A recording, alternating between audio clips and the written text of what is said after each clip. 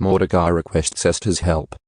When Mordecai learned about all that had been done, he tore his clothes, put on burlap and ashes, and went out into the city, crying with a loud and bitter wail. He went as far as the gate of the palace, for no one was allowed to enter the palace gate while wearing clothes of mourning. And as news of the king's decree reached all the provinces, there was great mourning among the Jews. They fasted, wept, and wailed, and many people lay in burlap and ashes. When Queen Esther's maids and eunuchs came and told her about Mordecai, she was deeply distressed. She sent clothing to him to replace the burlap, but he refused it. Then Esther sent for Hathach, one of the king's eunuchs who had been appointed as her attendant. She ordered him to go to Mordecai and find out what was troubling him and why he was in mourning. So Hathach went out to Mordecai in the square in front of the palace gate. Mordecai told him the whole story, including the exact amount of money Haman had promised to pay into the royal treasury for the destruction of the Jews. Mordecai gave Hathach a copy of the decree issued in Susa that called for the death of all Jews.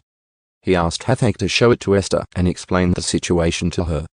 He also asked Hathach to direct her to go to the king to beg for mercy and plead for her people. So Hathach returned to Esther with Mordecai's message. Then Esther told Hathach to go back and relay this message to Mordecai. All the king's officials and even the people in the provinces know that anyone who appears before the king in his inner court without being invited is doomed to die unless the king holds out his gold scepter. And the king has not called for me to come to him for 30 days. So Hathach gave Esther's message to Mordecai. Mordecai sent this reply to Esther: "Don't think for a moment that because you're in the palace you will escape when all other Jews are killed. If you keep quiet at a time like this, deliverance and relief for the Jews will arise from some other place, but you and your relatives will die. Who knows if perhaps you were made queen for just such a time as this?" Then Esther sent this reply to Mordecai: "Go and gather together all the Jews of Susa and fast for me. Do not eat or drink for 3 days, night or day. My maids and I will do the same. And then, though it is against the Lord, I will go in to see the king.